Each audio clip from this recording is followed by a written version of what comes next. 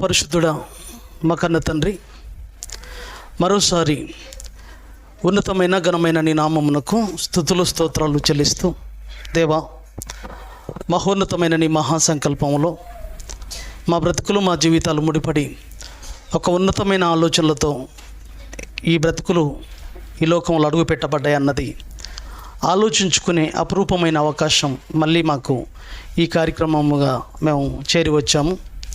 వచ్చిన నీ ప్రియ పిల్లలంగా చెప్పబడుతున్న మాటలో పరమార్థాన్ని ఆలోచించుటలో కృప చేయండి. చెబుతున్న ప్రతి మాట మా బ్రతుకులో ఆపాదించుకున్నట్లో సహాయం అందించండి. చెప్పునై ఉన్న నాకు సమయోచితమైన జ్ఞానము, మరి ముఖ్యంగా ఆరోగ్యమును, ఆత్మ సహాయాన్ని దయచేస్తామని వేడుతూ, సమస్త ఘనత మహిమ ప్రభావం నీకే చెల్లిస్తూ, ప్రభువైన యేసుక్రీస్తు పేరిట ఈ ప్రార్థన అడిగి వేడుకుంటున్నాం మా కన్న తండ్రి, ఆమేన్. కూడి వచ్చిన ప్రేమైన దేవుని వారలారా, ప్రభువైన యేసుక్రీస్తు పేరిట వందనములు, శుభములు తెలియజేస్తూ, మళ్ళీ మనందరికీ ఆయుష్ ఆరోగ్యాలతో మరొక నూతన ఈ మధ్యాహ్న కాల సమయంలోనికి మనలందరినీ ఈ రీతిగా తన పాదచెంతకు నడిపించిన కన్న తండ్రి అయిన దేవదేవుడికి, ప్రభువైన యేసుక్రీస్తు పేరిట తండ్రికి కృతజ్ఞతాస్తుతులు చెల్లిస్తున్నాను. ప్రియులరా, మరి ఈరోజు కూడా ఒక అపురూపమైన అవకాశం మళ్ళీ మనకు అనుగ్రహింపబడ్డదనేది మర్చిపోకూడదు. మరి ఈరోజు కూడా మనతో ఏం మాట్లాడాలనుకున్నాడు తండ్రి, మనకేం చెప్పాలనుకుంటున్నాడు, మనం ఎలా ఉండాలని ఆయన ఆశపడుతున్నాడు, మన యొక్క ఆత్మీయ జీవితం ఎలా పెంపొందించుకోవాలి, అభివృద్ధి పథంలో ఏ విధంగా ముందుకు కొనసాగించుకోవాలి, దేవుడి ఆలోచనలతో, దేవుని ఉద్దేశాలతో ఏ విధంగా మనం ఆయత్తపడాలి, ఏ విధంగా మన ఆత్మలను కాపాడుకునే ప్రణాళికలు దేవుని ఆలోచనల ద్వారా కట్టుకునే అవకాశం కలిగి ఉండాలి అన్న ఆలోచనలతో ప్రతి మనిషి లేదా ప్రతి ఒక్కరు జాగ్రత్తగా ఆలోచించే ప్రయత్నం చేయాలి. మరి ఈరోజు కూడా ఒక ఉన్నతమైన అంశం, ఒక ప్రాముఖ్యమైన సంగతి, ఒక విలువైన పాఠం మనం నేర్చుకోబోతున్నాం. రాసుకునేవారు ఉంటే రాసుకోండి. విశ్వాసమును వృద్ధి చేసుకునుట. మన విశ్వాసమును వృద్ధి చేసుకునుట ఎట్లు, లేదా విశ్వాసమును వృద్ధి చేసుకునుట. ప్రియమైన దేవుని వారలారా, పరలోకపు తండ్రి, మన తండ్రి మన నుంచి కోరుకుంటున్న ఆలోచన ఏంటంటే, విశ్వాసం అనేది చాలా ప్రాముఖ్యమైనది. ఈ విశ్వాసమే మనల్ని మహోన్నతమైన లోకానికి నడిపించేది. ఈ విశ్వాసమే మహోన్నతమైన లోకంలో కూర్చోబెట్టేది. ఈ విశ్వాసమే మనల్ని ఉన్నతంగా దేవుని కోసం బ్రతికేటట్లుగా చేసేది. ఈ విశ్వాసమే మనలో సన్నగిల్లిపోతే, ఈ విశ్వాసమే మనలో లేకుండా పోతే ఒక మహోన్నతమైన బ్రతుకు, ఒక మహోన్నతమైన జీవితం మనం పోగొట్టుకునే అవకాశం ఉంది. పిల్లలు మాట్లాడొద్దు. ఒక ఉన్నతమైన స్థితిని కోల్పోయే ప్రమాదం ఉంది. కాబట్టి ఈ విశ్వాసం విషయంలో జాగ్రత్త పడండి నాయన. మీ విశ్వాసం అంచెలంచెలుగా వృద్ధి చెందాలి, అభివృద్ధి పథంలో ఉండాలి. నేను కోరుకున్న స్థాయికి మీలో మీ విశ్వాసాన్ని పెంపొందించుకోవాలి. ఆ పరిమాణంలోనికి మీ విశ్వాసాన్ని తీసుకొచ్చుకోవాలి. అంటే మనకెంత పరిమాణంలో అయితే విశ్వాసం ఉండాలో, మనకు ఇవ్వబడ్డ బ్రతుకులను బట్టి, మన యొక్క స్థితిగతులను బట్టి, వారి ఆలోచనలను బట్టి, వాళ్ళ స్థాయిని బట్టి వాళ్ళ విశ్వాసము ఎంత పరిమాణంలో ఉండాలో ఆ పరిమాణంలో మన విశ్వాసాన్ని పెంపొందించుకుంటున్నాం అన్నది ముఖ్యం. ఈ విశ్వాసం విషయంలో మనం జాగ్రత్త పడకపోతే ప్రియులరా, ఆ మహోన్నతమైన బ్రతుకును మనం పోగొట్టుకుంటాం. విశ్వాసం అంటే నమ్మకం. ఎలాంటి నమ్మకాలు కలిగి దేవుని కోసం బ్రతుకుతున్నాం? ఈ విశ్వాసం ఎలా ఉంది? ఎలాంటి విశ్వాసం కలిగి దేవుని కోసం మనం నిలబడగలుగుతున్నాం? దేవుని ఉద్దేశాలలో ఎలా నిలబడగలుగుతున్నాం? అందుకే దేవుడు ప్రారంభంగా ఒక మాట మనతో మాట్లాడుతున్నాడు. కొరింథీయులకు రాసిన 2వ పత్రిక 13వ అధ్యాయము 5వ వచనంలో మనం చూడగలిగితే, ఇది ఒక రోజుకు, ఒక పూటకు, ఏదో ఒక వారానికి, ఒక నెలకు పరిమితమైనది కాదు. ఈ విశ్వాసం అనేది రోజు పరిశీలన చేసుకోవాలి. మన బ్రతుకులో ఉండే రోగాలను పరిశీలించుకున్నా పరిశీలించకపోయినా వచ్చే ప్రమాదం అంతో ఇంతో. కానీ మన బ్రతుకులో విశ్వాసము పరీక్షకు పెట్టుకోనకపోతే, విశ్వాసాన్ని బైబిల్ దగ్గర పరీక్షించుకోనకపోతే, విశ్వాసాన్ని పరీక్షించే కేంద్రం, పరీక్షించే స్కానింగ్ బైబిలేనండి. బైబిల్ దగ్గరికి మన విశ్వాసాన్ని ఎప్పటికప్పుడే పరీక్ష తీసుకురాగలిగితే మన విశ్వాసం ఎంత ఉందో రిపోర్టు ఎమ్మడే తేలిపోతుంది. ఈ విషయంలో దేవుడు మాట్లాడుతున్న మాటను మనం చూడగలిగితే, కొరింథీయులకు రాసిన 2వ పత్రిక 13వ అధ్యాయం 5వ వచనంలో, మీరు విశ్వాసం గలవారై ఉన్నారో లేదో మిమ్మును మీరే శోధించుకొని చూచుకొనుడి, మిమ్మును మీరే పరీక్షించుకొనుడి అన్నాడండి. మీ విశ్వాసాన్ని మీరే పరీక్షించుకోవాలి, మరొకరు కాదు, ఇంకొకరి చేతిలో లేదు. అది మీరు ఎంతవరకు విశ్వాసం గలవారై ఉన్నారో లేదో ఆ విశ్వాసాన్ని పరీక్షించుకోండి అన్నాడు. ఎందుకంటే ప్రియమైన దేవుని వారలారా, ఈ విశ్వాసము మనల్ని ఒక ఉన్నత స్థితిలో నిలబెట్టేది ఈ విశ్వాసమే అనే విషయాన్ని మీరు చూడాలనుకుంటే, విశ్వాసం అనేది ఎంత గొప్పదో మీరు చూడాలనుకుంటే, హెబ్రీయులకు రాసిన పత్రిక 11వ అధ్యాయము 6వ వచనం అండి. హెబ్రీయులకు రాసిన పత్రిక 11వ అధ్యాయము 6వ వచనం. హెబ్రీయులకు రాసిన పత్రిక 11:6వ వచనంలో, విశ్వాసం లేకుండా దేవునికి ఇష్టడవై ఉండుట అసాధ్యము అన్నాడండి. చూసారా, విశ్వాసం అనేది సన్నగిలిపోతే, విశ్వాసం అనేది అల్పమైపోతే, విశ్వాసం అనేది మనలో లేకుండా పోతే, దేవునికి ఇష్టడుగా ఉండకపోతే నీ బ్రతికేమైపోతుంది తెలుసా? మహోన్నతమైన లోకాన్ని పోగొట్టుకుంటావు. జీవించుచున్నావన్న పేరు మాత్రమే కానీ నీవు మృతుడు. విశ్వాసం ఎంత ప్రాముఖ్యమైనది అంటే ప్రేమైన దేవుని వారలారా, చాలా ఉన్నతమైనది. ఇది ఒక మహోన్నతమైన లోకము ఉందని చూపించేది. ఒక మహోన్నతమైన లోకంలో మన కన్నతన్నైన దేవదేవుడు సింహాసనుడై కూర్చున్నాడని, ఆ మహోన్నతమైన లోకంలో యేసుక్రీస్తు ప్రభుల వారు దేవుడి కురుపార్చన కూర్చున్నాడని, ఈ విశ్వాసం అనేది నిత్య శిక్ష భయంకరమైనదిగా పాతాళ లోకంలో ఉందని, ఈ విశ్వాసం అనేది ఈ బ్రతుకు తర్వాత మహోన్నతమైన బ్రతుకు ఉందని ఆలోచింపజేసేది, నమ్మకాన్ని కలిగించేది. ఈ విశ్వాసం అనేది తండ్రి అయిన దేవుడు యేసుక్రీస్తును భూమి మీదకి పంపించుండు అని నమ్మించేది. యేసుక్రీస్తు దేవుని కుమారుడు అని నమ్మగలిగేదిగా చేసేదిగా ఉంది అని అంటే ఈ విశ్వాసమే. ఈ విశ్వాసము సరైనదిగా, ఈ విశ్వాసంలో మన బ్రతుకు ముందుకు నడుస్తుందా లేదా అన్నది పరీక్షకు పెట్టుకోండి. ఎందుకంటే విశ్వాసము లేకుండా దేవునికి ఇష్టడు అయి ఉండుట అసాధ్యము. విశ్వాసము ఎంతటి స్థితికి తీసుకుపోతుందంటే నిన్ను ఎంతటి స్థితిలోనికైనా తీసుకుపోతుంది.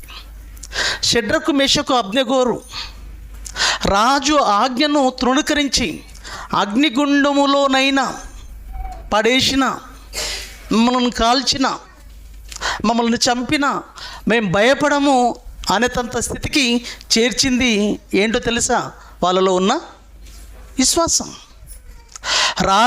రాజాజ్ఞను తిరస్కరిస్తే, రాజు శాసనాన్ని పాటించకపోతే, రాజు శాసనాన్ని ఉల్లంఘిస్తే ప్రాణాలు పోతాయని తెలిసిన ఒక భయంకరమైన అగ్నిగుండంలో రాజు దాంట్లో మమ్మలను పడేసే అవకాశం ఉందని తెలిసిన దేవుని ఆజ్ఞకే, దేవుని ఆలోచనలకి విలువనిచ్చారంటే, అగ్నిగుండంలో పడడానికైనా సిద్ధపడిపోయారంటే వాళ్ళ విశ్వాసము వాళ్ళను నడిపించిన తీరును చూడండి. సింహపు బోనులోనికి నడిపించింది దానియేలు అంటే, ప్రియమైన దేవుని వారలారా, దేవుడి పైన నమ్మకం చూడండి. సింహపు బోనులోనికి వెళ్ళినా నేను యథార్థంగా నా దేవుడి కొరకు బ్రతుకుతున్నాను, కానీ నా దేవుడు నన్ను కాపాడుతాడు అన్న ఒక నమ్మకంతో, ఆ నమ్మకంతో సింహపు బోనులోనికి నడవగలిగాడు. ఎంతోమంది భక్తుల జీవితాలను మనం చూడగలిగితే ఆ విశ్వాసం చేతనే వాళ్ళు ఎన్నో సాహసోపేతమైన కార్యక్రమాలు దేవుని కోసం చేయగలిగారు. అంత గొప్పది విశ్వాసం అంటే. అటువంటి విశ్వాసము మనలో వృద్ధిపరుచుకోవాలి, లేకపోతే మహాజీవితాన్ని కోల్పోతాం ప్రియమైన దేవుని వారు. అందుకే మొదటి శతాబ్దంలో ప్రారంభంలో యేసుక్రీస్తు ప్రభుల వారిని శిష్యులు అడుగుతున్నారండి, అంతటి విశ్వాసం మాలో వృద్ధి చెందాలి. ఆ విశ్వాసం లేకపోతే ఆ మహోన్నతమైన లోకాన్ని మేము అందుకోలేము. చూడండి ఒకసారి ప్రియులరా, లూకా సువార్త 17వ అధ్యాయము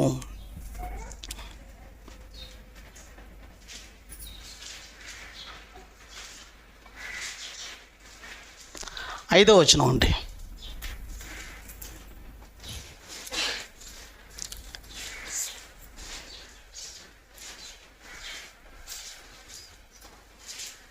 లూకా సువార్త 17వ అధ్యాయము 5వ వచనం.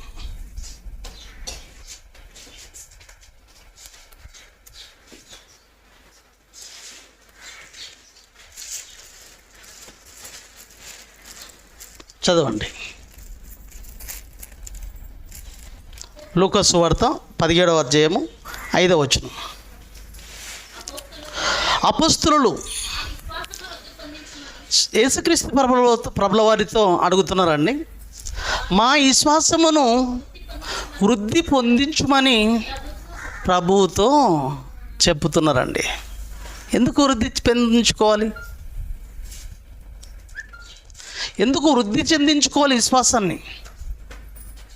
ఈ విశ్వాసమే కదా మనల్ని మహోన్నతమైన లోకానికి నడిపించేది.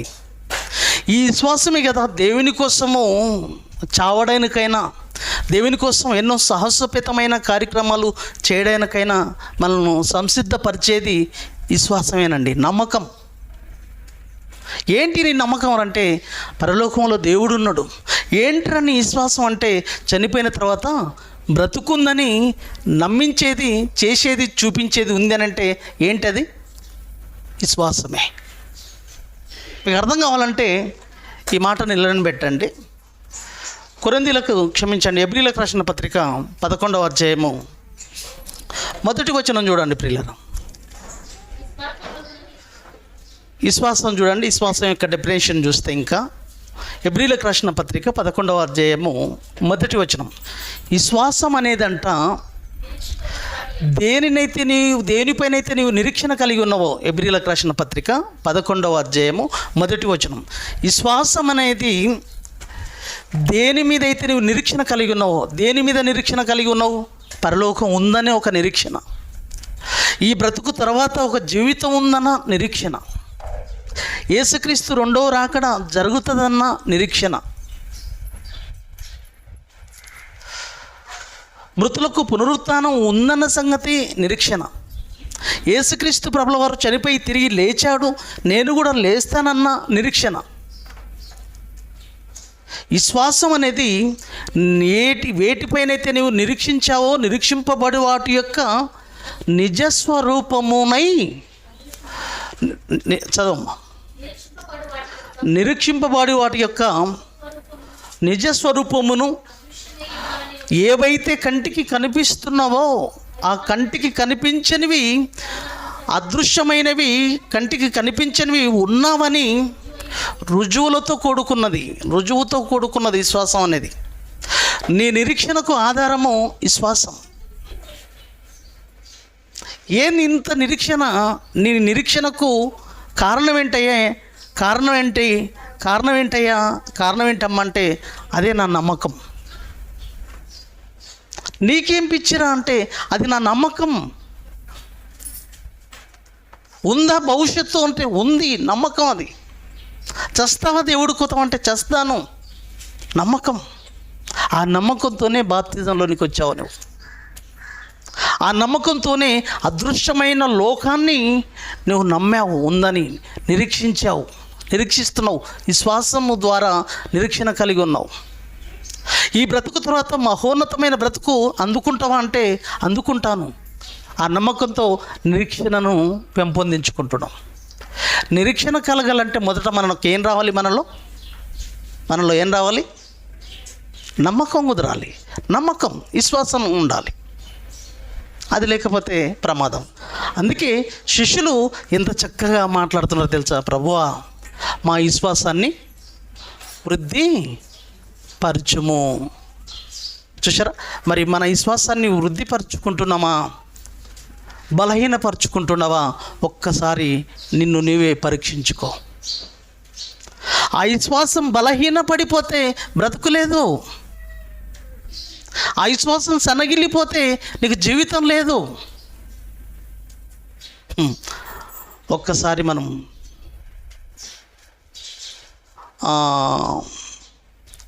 రోమీలకు రాసిన పత్రిక 12వ అధ్యాయము 3వ వచనంలో కూడా చూద్దాం. ఇక్కడ ఎంత అద్భుతమైన మాట మాట్లాడుతున్నాడో ఇక్కడ కూడా. రోమీలకు రాసిన పత్రిక 12వ అధ్యాయము 3వ వచనం అండి. తను తాను ఎంచుకొన తగిన దానికంటే ఎక్కువగా ఎంచుకొనక, తను తాను ఎంచుకొన తగిన దానికంటే ఎక్కువగా ఎంచుకొనక బాగా వినాలి.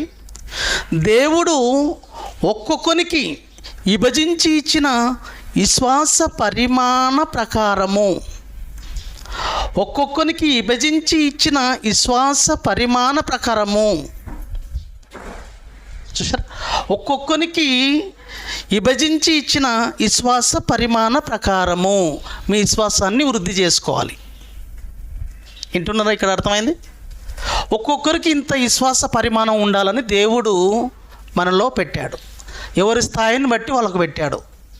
నా స్థాయిని బట్టి నాలో విశ్వాసం ఇంత పరిమాణంతో కూడుకున్నదిగా ఉండాలి.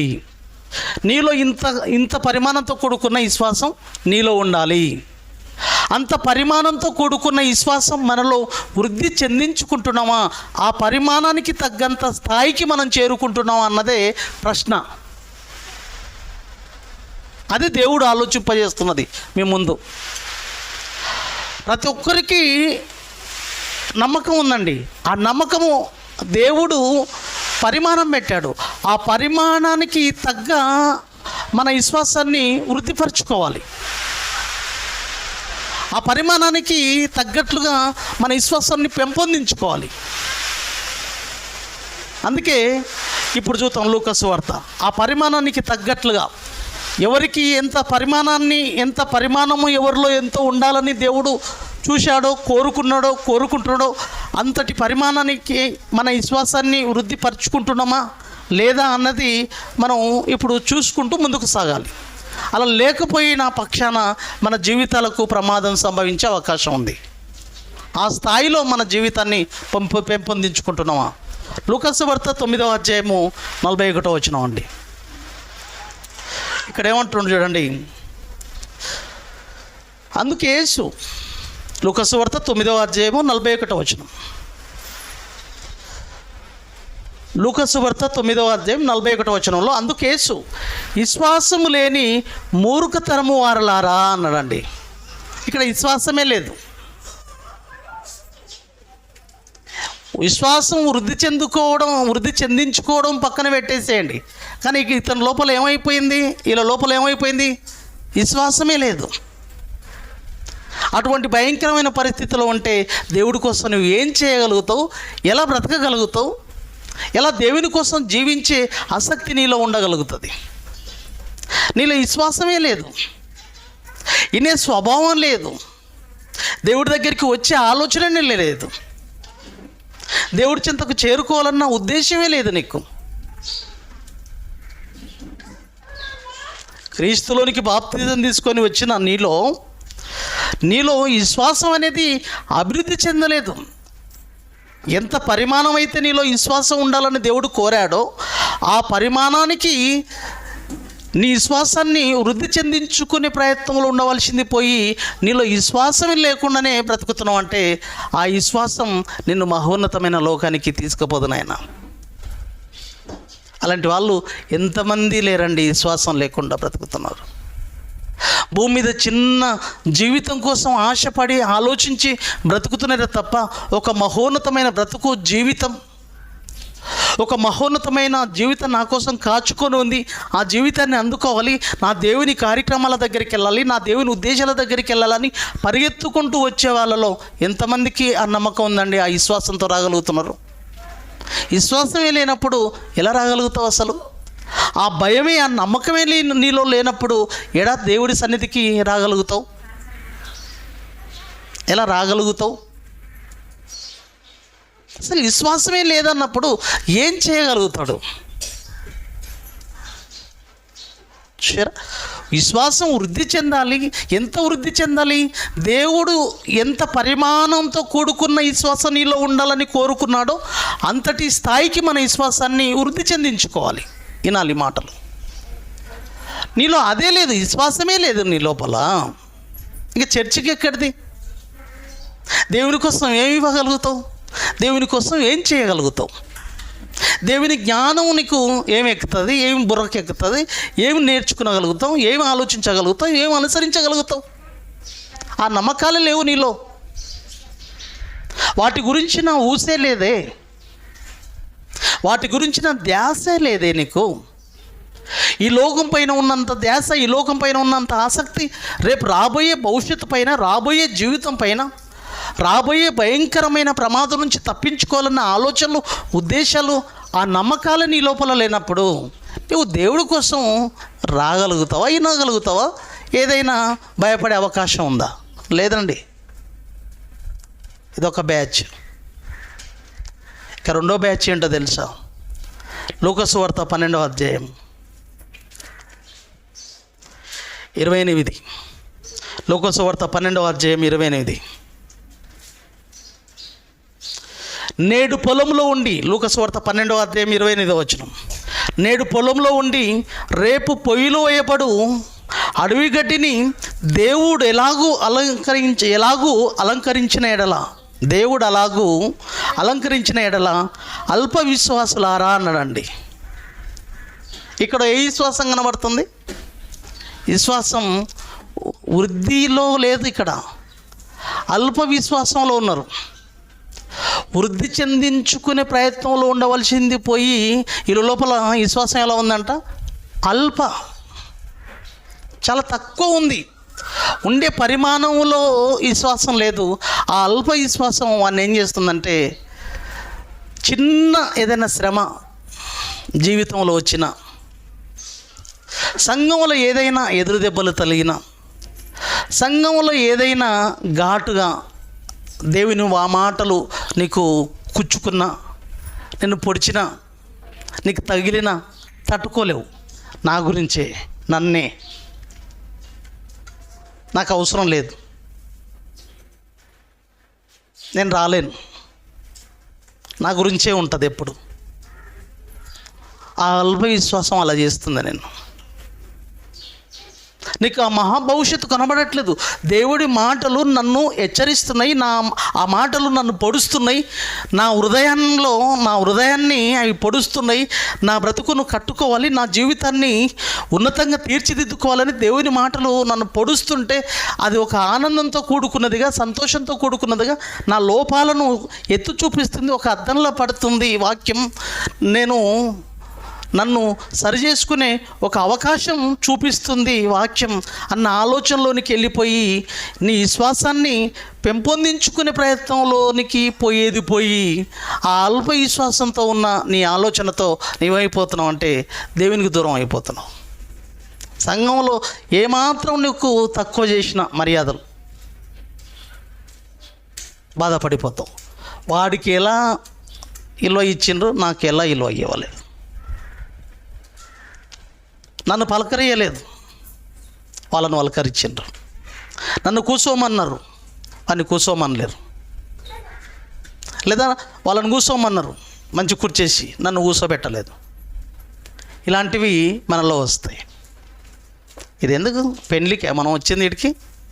నిన్ను పలకరిస్తేంటి, పలకరియకుంటేంటి, నిన్ను పిలిస్తేంటి, పిలువకుంటేంటి, దేవుడి సన్నిధికి చేరానా, దేవుడి సన్నిధిలో దేవుడి మాటలు నేను వినగలుగుతున్నానా, ఆ మాటలు నా హృదయంలో పడుతున్నాయా, ఆ హృదయాన్ని పొడుస్తున్నాయా, ఆ ఆలోచన ప్రకారంగా నా బ్రతుకును నిలబెట్టుకుంటూ దేవుడు కోరిన పరిమాణంలో నా విశ్వాసాన్ని వృద్ధి చెందించుకోవాలన్న ఆలోచనలోనికి వెళ్ళవలసింది పోయి నీవు ఏం ఆలోచిస్తుంటావో తెలుసా?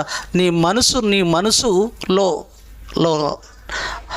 నీ మనసుగా లేక, కంట్రోల్ చేసుకోలేక ఎక్కడనో ఆలోచనలలోనికి ఎక్కడనో వెళ్ళిపోతుంటావు.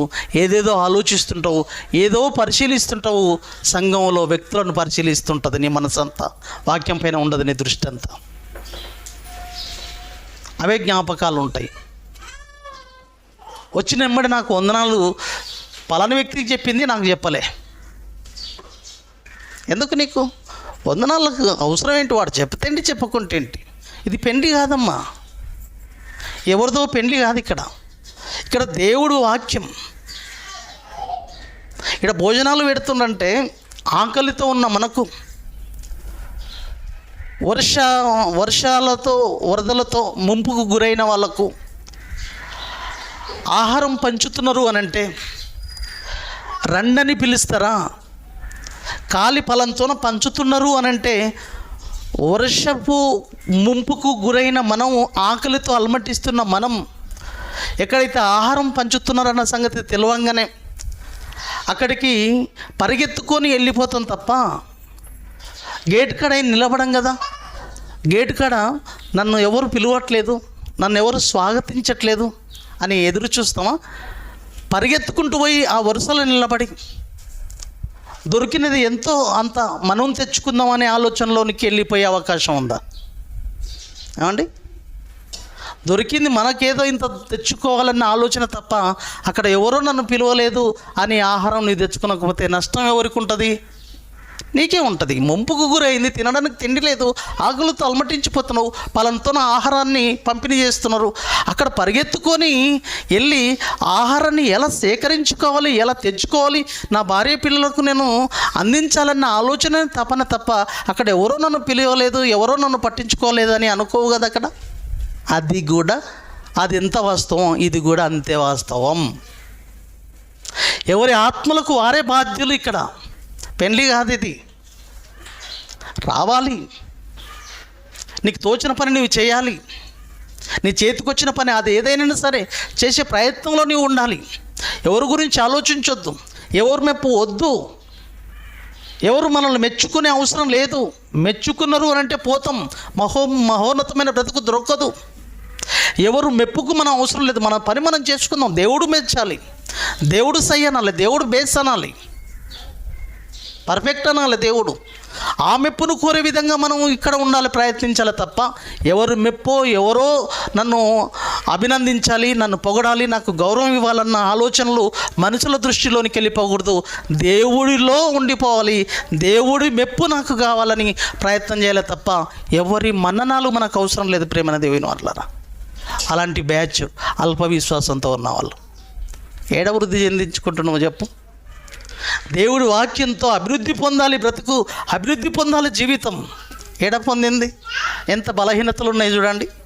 ఆ స్థితిలో ఉన్నారేమో ఎవరైనా ఆలోచించుకోండి. ఆ స్థితిలో మనం ఏమైనా ముందుకు వెళ్ళిపోతున్నాయా మన జీవితాలు చూసుకోండి.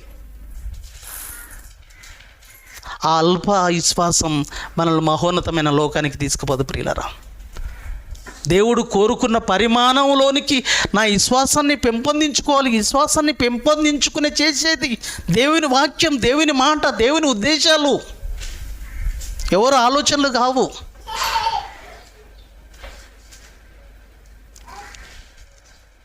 ఇంకో మాట మీకు చూపిస్తాను చూడండి. తెస్సలోనికీయులకు రాసిన మొదటి పత్రిక 3వ అధ్యాయము.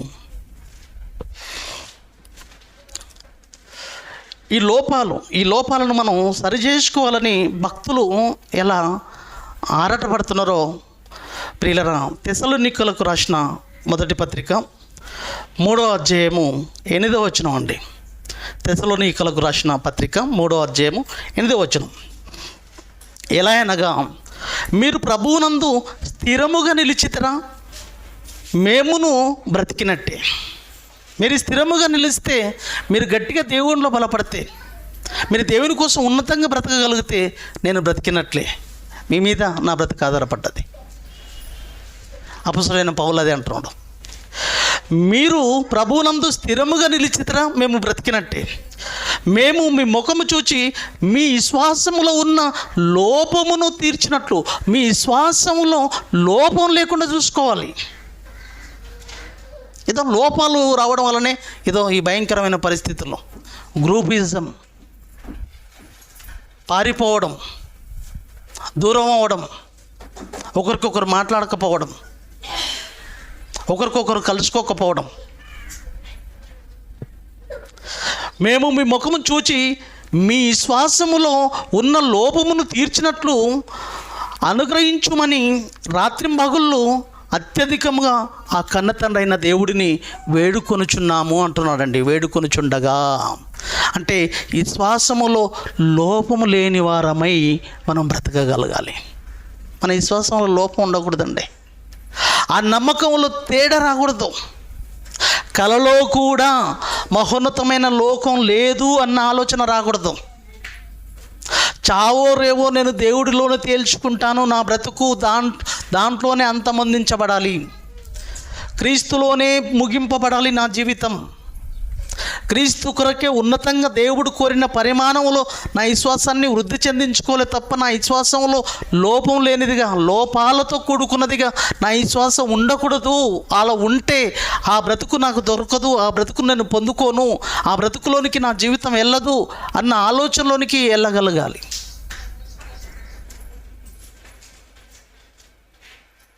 ఇంకో మాట, యేసుక్రీస్తు ప్రభుల వారు ఈ లోపాలు లేని విశ్వాసాన్ని, ప్రేమైన దేవుని వారలారా, ఎంతమందిలో ఎన్ని లోపాలండి, ఎన్ని లోపాలు, దేవుని వాక్య విషయంలో ఎన్ని లోపాలు, దేవుని వాక్య విషయంలో ఎన్ని మరి విశ్వాసాలు ఏర్పడ్డాయి. ఈరోజు దేవుడు కోరుకున్న విశ్వాసంలోనికి వెళ్ళిపోలేక, ఆ విశ్వాసంలో నిలబడలేక యేసుక్రీస్తు రెండో రాకడలో భాష్యం చెప్పాడు. నేను కోరుకున్నట్లుగా, నా తండ్రి ఆశించినట్లుగా విశ్వాసాన్ని వృద్ధిపరచుకొని పెంపొందించుకొని, నా తండ్రి ఆశించిన స్థాయిలో ఆ విశ్వాసంలో బ్రతుకుతూ జీవితాన్ని నా కోసం నిలబడి నా రాకడ కోసం ఎదురు చూసే వాళ్ళలో నేను కొద్ది మందిని మాత్రమే కనుగొంటాను రెండో రాకడలో అనే భాష్యం ముందే చెప్పాడండి. అంటే దేవుడు కోరుకున్న ఆలోచనలో విశ్వాసాన్ని వృద్ధి చెందించుకొని ఆ విశ్వాసంలో బ్రతికే వారి సంఖ్య కొద్ది మందే, దాంట్లో ఒకరో ఇద్దరో అని అంటున్నాడు. ఇప్పుడు ఇక్కడ ఉన్నోళ్ళు ఎందుకు తిరుగుతుంది పాపను ఆపుకోండి. ఇక్కడ కూర్చున్నోళ్ళు అనుకుందాం, ఇక్కడ కూర్చున్న దాంట్లో ఇద్దరో ముగ్గురో దేవుడు కోరుకున్న విశ్వాసంలో ఆ పరిమాణంలో వృద్ధి చెందించుకున్న వాళ్ళ సంఖ్య కొద్ది మందే. ఆ కొద్ది మందిలో ఒకరో ఇద్దరు ఉన్నారు అని అంటే ఆ ఒక్కరిద్దరిలో నేనా అనే భయం మనలో కలగొద్దు.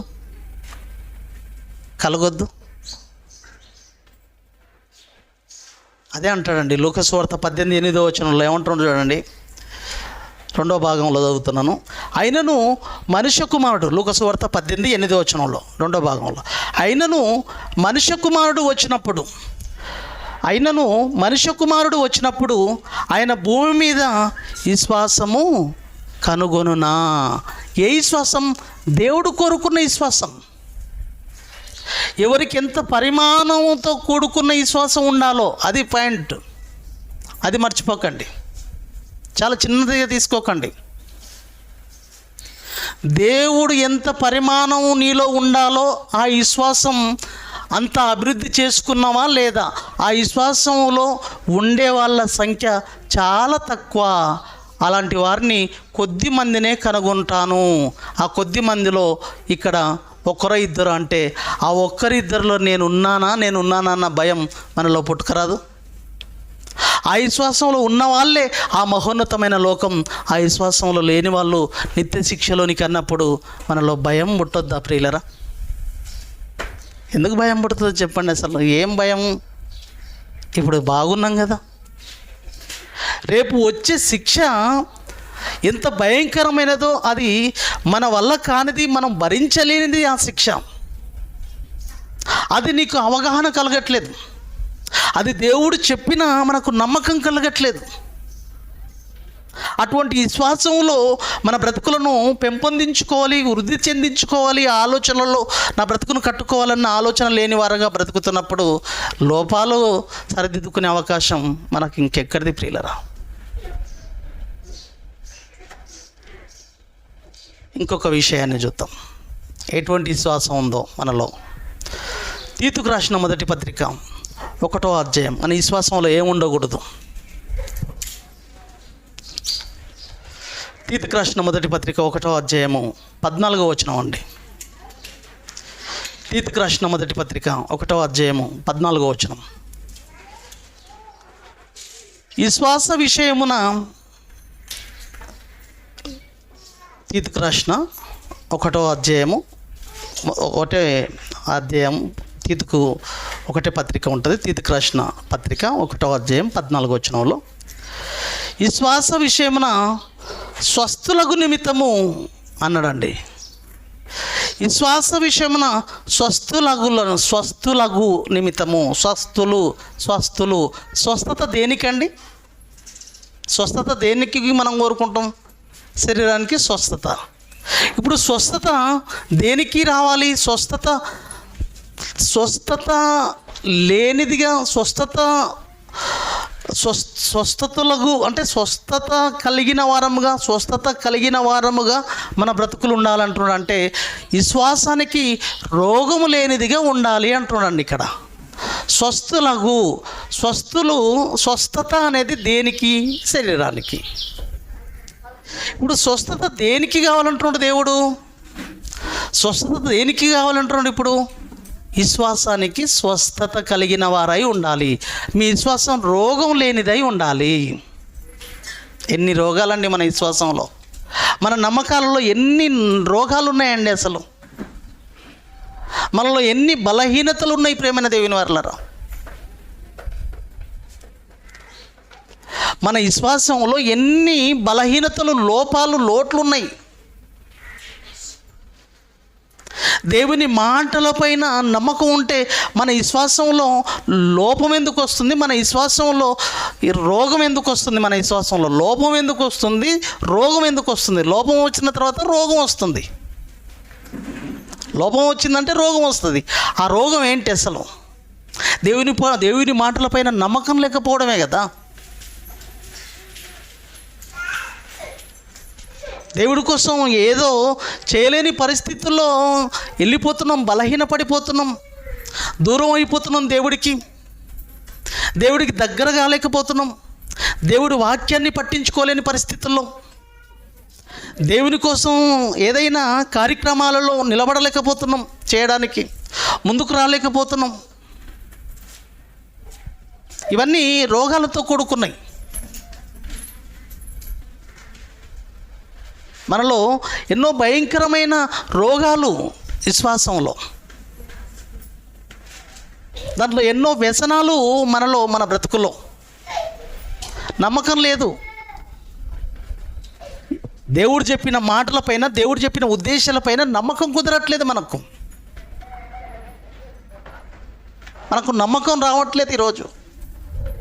ఆ నమ్మకం లేకపోవడం వల్లనే మన విశ్వాసంలో ఏమైంది? స్వస్థత లేకుండా పోయింది. పవిత్రంగా, పరిశుద్ధంగా జీవించాలన్న ఉద్దేశాలు లేకుండా పోతున్నాయి ఈరోజు. మన విశ్వాసం రోగంతో కూడుకున్నదిగా ఉంది. దేవుడి మాటలను వింటాం, కానీ చేసేస్తాం. దేవుడు ఏదైతే వద్దన్నాడో అది చేయడానికి మనం వెనకాడకుండా ముందుకెళ్తున్నాం. అంటే నమ్మకం కుదరట్లేదు. ఇంత భయంకరమైన స్థితిలో ఉన్న ఈ రోగాన్ని తీసేసేది ఉందనంటే ప్రపంచంలో ప్రేమైన దేవుని వారలారా, మన ఆత్మకు లేదా మనలో ఉన్న విశ్వాసానికి ఈ రోగాన్ని తీసేసేది దేవుని వాక్యం ప్రియులారా. ఈ వాక్యాన్ని మనం ధ్యానిస్తేనే, ఈ వాక్యాన్ని మనం చదవగలిగితేనే, ఈ వాక్యాన్ని మనం పరిశీలించగలిగితేనే, ఈ వాక్యాన్ని వినగలిగితేనే మన బ్రతుకులు, మన జీవితాలు బాగుంటాయి, ధన్యతకరమైన స్థితిలోనికి మన బ్రతుకులు వెళ్తాయని అంటున్నాడు దేవుడు. మన విశ్వాసం రోగంతో కూడుకున్నదిగా నిలబడిందంటే ఈరోజు మనం వాక్యం పట్ల అవగాహన లేకపోవడం, వాక్యాన్ని పట్టించుకోకపోవడం, వాక్యం పైన నిర్లక్ష్య వైఖరిని ప్రదర్శించడం వల్లనే ఈరోజు మన యొక్క విశ్వాసం రోగంతో కూడుకున్నదిగా, వృద్ధి చెందేదిగా ఉండవలసింది పోయి రోగంతో కూడుకున్నదిగా మనం చేసేసుకుంటున్నాం. అంటే ప్రియులారా, మనల్ని కాపాడే వాళ్ళు ఎవరు చెప్పండి?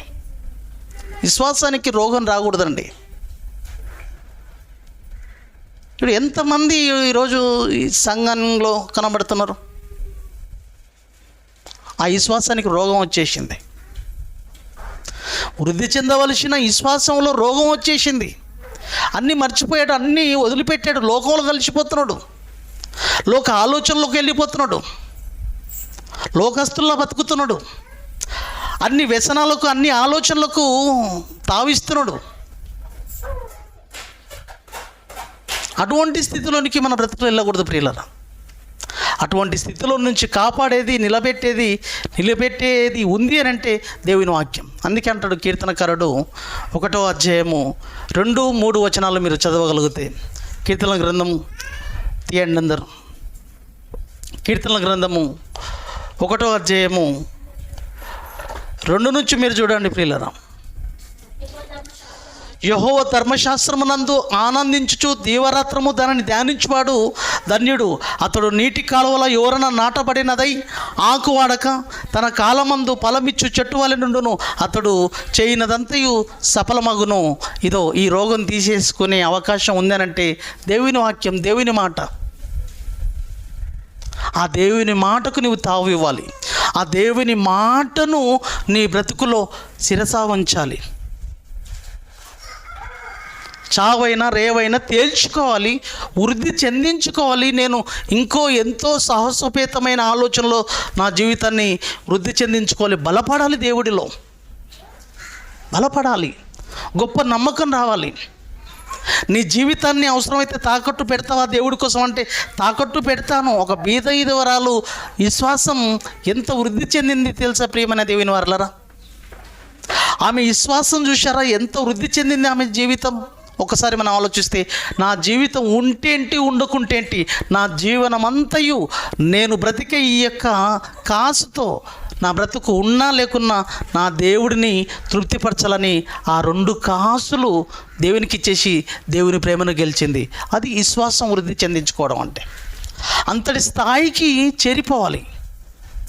దేవుడికి మొట్టమొదటి ప్రయారిటీ, ప్రాముఖ్యతను నీ జీవితంలో ఇవ్వగలగాలి. స్వస్థత కలిగిన దానివిగా, రోగం లేని దానివిగా నీ బ్రతుకును ముందుకు నడిపించుకోవాలి. ఆత్మకు అన్ని రోగాలే. ఎన్ని రోగాలండి అసలు, ఎన్ని భయంకరమైన పరిస్థితులు. ఆత్మకు రోగాలంటే ఏంటి? దేవుని వాక్యం పట్టించుకోకపోవడం, దేవుని వాక్యం వినాలన్న ఆసక్తి లేకపోవడం, దేవుని కార్యక్రమాలు చేయాలన్న మన లోపల ఆసక్తి పుట్టకపోవడం, దేవుని కోసం ఏదో చేయాలన్న ఆలోచన వచ్చినా దాని గురించి పట్టించుకోకపోవడం. మన విశ్వాసంలో లోపాలు ఇవన్నీ, నష్టాలు ఇవన్నీ మనకి. ఆ విశ్వాసం ఎలా వస్తుందో తెలుసా? ఆ విశ్వాసం ఎలా పెంపొందించుకోవాలో తెలుసా? అదే చెప్తున్నాడు, యెహోవా ధర్మశాస్త్రమునందు ఆనందించుతూ దీవరాత్రులు దానిని ధ్యానిస్తే నువ్వు ధన్యుడవు. రోమీలకు రాసిన పత్రికలో కూడా చెప్తున్నాడు చూడండి, 10-17 వచనంలో చదవాలమ్మా. రోమీలకు రాసిన పత్రిక 10-17 వచనంలో ఆ విశ్వాసం నీలో రావాలంటే, ఆ నమ్మకం నీలో రావాలంటే, విశ్వాసం వృద్ధి చెందాలంటే ప్రతిరోజు నువ్వు చేయవలసిన పని ఏంటో తెలుసా? అది నువ్వు చేయగలగాలి. ఆలోచనలోనికి నువ్వు వెళ్ళాలి.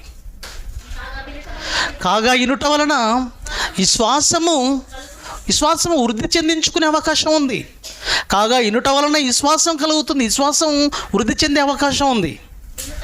ఆ ఇనుట క్రీస్తుని గురించిన మాట వలన విశ్వాసం అభివృద్ధి కలిగే అవకాశం ఉంది. దేవుని మాటల దగ్గరికి వస్తేనే కదండి నీ విశ్వాసానికి ఉన్న రోగం తీసేసుకునే అవకాశం ఉంది, విశ్వాసాన్ని వృద్ధి చెందించుకునే అవకాశం ఉంది. అదే లేనప్పుడు విశ్వాసం ఎలా వృద్ధి చెందుతుంది? ఏం చేయగలుగుతాం? ఏం చేస్తాడు? ఏమైనా సాహసోపేతమైన కార్యక్రమాలు చేయడానికి అవకాశం ఉంటుందా? వాక్యం విననోడు ఏం చేస్తాడు? వాడు నా వల్ల కాదండి అంటాడు. వాక్యం దగ్గరికి రానోడు ఏమైనా దేవుని కోసం ఈ కార్యక్రమం చేద్దామా అంటే నా వల్ల కాదంటాడు తప్ప, నా పరిస్థితి బాగాలేదంటాడు తప్ప, చేయగలుగుతాం, అవసరమైతే మనం యొక్క ఆస్తులను తాకట్టు పెట్టైన దేవుని కార్యక్రమాలు ఆకాశం అంత ఎత్తులో చూపిస్తామని ముందుకు రాగలిగే వాళ్ళు ఎవరు అనంటే దేవుని వాక్యాన్ని ధ్యానించేవాడు, పరిశీలించేవాడు, బ్రతుకుకు ఆహ్వాదించుకునేవాడు, విశ్వాసాన్ని వృద్ధి చెందించుకునేవాడే ఆ మాట అనగలుగుతాడు. వృద్ధి చెందనివాడు అనలేడు. ఇలానే నీ ఉండగలిగితే, నీ ఆత్మకు లేదా నీ విశ్వాసం రోగంతో ఇలానే ఉండగలిగితే, నీ విశ్వాసం ఇలానే రోగంతో ఉంచుకోగలిగితే, దేవుని వాక్యానికి మెల్లమెల్లగా ఇలానే నీవు దూరం అయిపోతే, నీ విశ్వాసం రోగంతో నిండినదైతే ఏమండి, శరీరానికి రోగం వస్తుందండి. శరీరానికి రోగం వచ్చినప్పుడు దానికి ట్రీట్మెంట్ అందిస్తాం. ఆ ట్రీట్మెంట్ అందిస్తే బాగుపడే అవకాశం ఉంది. ఆ రోగానికి ట్రీట్మెంట్ అందించలేదనుకోండి, మెల్లమెల్లగా ముదిరి ఏమైపోతాడండి? వచ్చిన రోగానికి ట్రీట్మెంట్ అందించలేదు, ట్రీట్మెంట్ అందించకపోగా నెక్స్ట్ జరిగేది ఏంటి? చావు. ఇప్పుడు దేవుడు కూడా నీ రోగానికి ట్రీట్మెంటు దేవుని వాక్యం అన్నాడు. ఈ వచ్చిన విశ్వాసానికి ఆ రోగాన్ని తీసేసుకునే అవకాశం వాక్యంలో ఉంది. ఆ శక్తి వాక్యానికి ఉంది, ఆ పవర్. అదే నీవు ఉపయోగించుకోకపోతే నీవు జరిగేది నెక్స్ట్ నువ్వు చూడవలసింది ఏంటో తెలుసా? ఇప్పుడు చూడండి, యాకోబు రాసిన పత్రిక నెక్స్ట్ చూడవలసింది ఏంటో తెలుసా? అదే రోగంతో నువ్వు ఉంటే, యాకోబు రాసిన పత్రిక 2:26 ప్రాణము లేని శరీరం ఎలాగో మృతమో అలాగే క్రియలు లేని విశ్వాసమును మృతము. నీ విశ్వాసం ఏమైపోతుంది? మృతమైపోతుంది. అక్కడ రోగంతో కూడుకునే విశ్వాసం అన్నాడు, ఇక్కడ నీ విశ్వాసం మృతము అంటున్నాడు. అక్కడ రోగంతో కూడుకున్న విశ్వాసం ఎన్ని అంచెలు విశ్వాసం లేని ఒకటి, అల్ప విశ్వాసం, మూడవది విశ్వాసంలో లోపాలు, నెక్స్ట్ విశ్వాసం రోగంతో కూడుకున్నది. రోగంతో కూడుకున్న తర్వాత నెక్స్ట్ వచ్చేది ఏంటి? మృతం. విశ్వాసం ఎక్కడ వెళ్ళిపోతుంది? చచ్చిపోతుంది. అంటే నీ జీవితం కొలాప్స్. ఇంకా నీ లోపల విశ్వాసమే చచ్చిపోతే దేవుడు లేడన్న ఆలోచన నీకు భయం ఉండదు. ఇంకా నీ విశ్వాసమే చచ్చిపోయింది అనుకో, దేవుడి కోసం భయపడవు. ఇంకా నువ్వు ఎవరిని అబ్బకు భయపడవు. నువ్వు ఏమైనా అబ్బాయి వచ్చినా నేను భయపడను అంటాడు తెలుసా? ఇటు ఆ దేవుడు దిగి వచ్చినా నేను భయపడను అంటాడు. నమ్మకం లేదు వాడికి. ఎంత డేంజర్లోనికి మన బ్రతుకులు వెళ్ళిపోతాయో ఆలోచించండి ప్రియులారా. కొద్దిగా ఆలోచించండి అమ్మా, మాట్లాడకండి. విశ్వాసం అనేది చచ్చిపోతే మనకులో ఎంత భయంకరమైన పరిస్థితి వస్తుందో తెలుసా? అలాంటి వాళ్ళు ఎంతమంది ఉన్నారు సంఘంలో ఈరోజు. దేవుని వాక్యం ఎంత చెప్పినా, దేవుని వాక్యం ఎంత వినిపిస్తున్నా ఇంకా బ్రతికే అవకాశం చచ్చిపోయినోనికి ఇంకేందండి, ట్రీట్మెంట్ చేస్తాం. వాడికి ఎత్తుకోపమ్మా, ఆడిపోయద్దు, ఇలానే అక్కడ ఎత్తుకోపండి అమ్మా, ఏడిపోయద్దు, రికార్డులో ఎక్కుతుంది. ఒక్కసారి ఆలోచించండి. విశ్వాసమే చచ్చిపోతే ఇక వాడికి ఏం ట్రీట్మెంట్ ఇవ్వాలి చెప్పండి? ఏం ట్రీట్మెంట్ ఇవ్వగలుగుతాం? ఇంకేం ట్రీట్మెంట్ ఉంది? ఆ ట్రీట్మెంట్ వాక్యం అన్నం. రోగంతో ఉన్నప్పుడు ఆ వాక్యం దగ్గరికి రాలేకపోయాడు, ఆ రోగం ముదిరింది, విశ్వాసం అనేది మృతం అయింది. విశ్వాసం అనేది దేనితో నిర్దేశించబడిందో తెలుసా? విశ్వాసం అనేది దేనితో ముడిపడిందో తెలుసా? పనులతో ముడిపడింది విశ్వాసం అనేది. అది క్రియలతో కూడుకున్నదై ఉంది విశ్వాసం. అక్కడ చూశారా ఆ మాటను? నీ విశ్వాసం అనేది దేనితో ముడిపడింది? విశ్వాసం అనేది దేనితో ముడిపడింది? దేనితో ముడిపడాలో తెలుసా? క్రియలతో ముడిపడినదై ఉండాలి. అలా లేనిది అయితే ఆ విశ్వాసం మృతము. క్రియలతో కూడుకున్నదై ఉండాలి నీ విశ్వాసం. నీ విశ్వాసం వృద్ధి చెందించుకోవాలంటే క్రియలతో కూడుకున్నదై ఉండాలి. నీ విశ్వాసం వృద్ధి చెందించుకోగలగాలంటే దేవుడి కోసము ఏదైనా నువ్వు చేసే పనిలోనికి నువ్వు వెళ్ళాలి. దేవుని వాక్యం విని ఆ వాక్యపు ఆలోచనలతో క్రియలతో కూడుకున్నదిగా నీ జీవితం ముందుకు సాగాలి.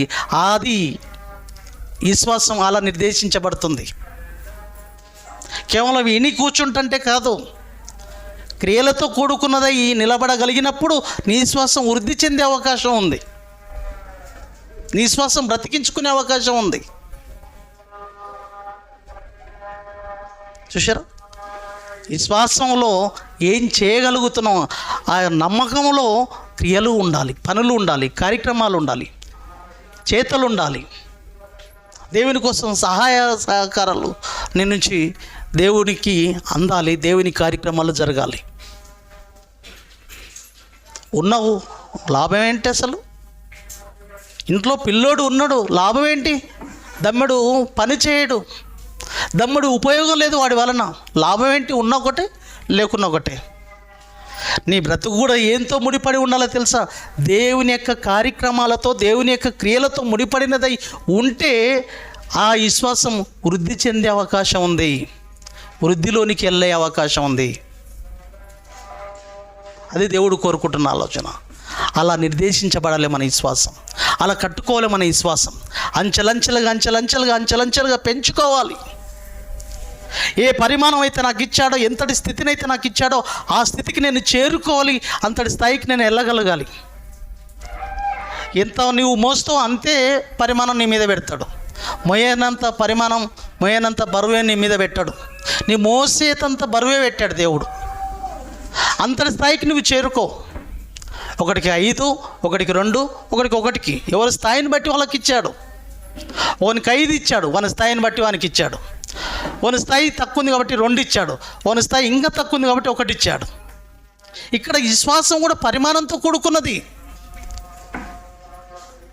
ఎవరి పరిమాణాన్ని బట్టి ఎవరి పరిస్థితులను బట్టి వారి పరిమాణంలో వృద్ధి చెందాలి. ఆ కోరుకున్న పరిమాణంలోనికి మన విశ్వాసం పెంపొందించుకోవాలి. అది దేవుడు కోరుకున్నట్లుగా, అది క్రియలతో నిర్దేశించబడినదిగా విశ్వాసం ఉండాలంటున్నాడు. కాబట్టి దేవుని యొక్క ఉద్దేశం, దేవుని యొక్క ఆలోచన, ప్రియమైన దేవుని వారలారా చూడండి, ఏం కోరుకుంటున్నాడో మనలో, ఆయన ఎంత బాధపడుతున్నాడో మనం చూడగలిగితే, తెస్సలోనికీయులకు రాసిన పత్రిక, 2వ తెస్సలోనికీయులకు రాసిన పత్రిక 1వ అధ్యాయము 13వ వచనం అండి. సహోదరులారా, మేము ఎల్లప్పుడూ మిమ్మల్ని గురించి దేవునికి కృతజ్ఞతాస్తుతులు చెల్లించుటకు బద్దలమై ఉన్నాం. 1:3, 2వ తెస్సలోనికీయులకు 1:3 బద్దలమై ఉన్నాం. ఇది యుక్తమే. ఎలా అనగా మీ విశ్వాసం బహుగా వృద్ధి పొందుచున్నది. మీ విశ్వాసము బహుగా వృద్ధి పొందుచున్నది. మీ అందరిలో ప్రతి వాడును ఎదుటివాని ఎడల చూపు ప్రేమ విస్తరించుచున్నది. ఎలానగా మీ విశ్వాసం బహుగా అభివృద్ధి పొందుచున్నది. విశ్వాసం బహుగా అభివృద్ధి పొందితే నెక్స్ట్ వచ్చేది ఏంటో తెలుసా? మనలో ప్రేమతత్వం వస్తుంది.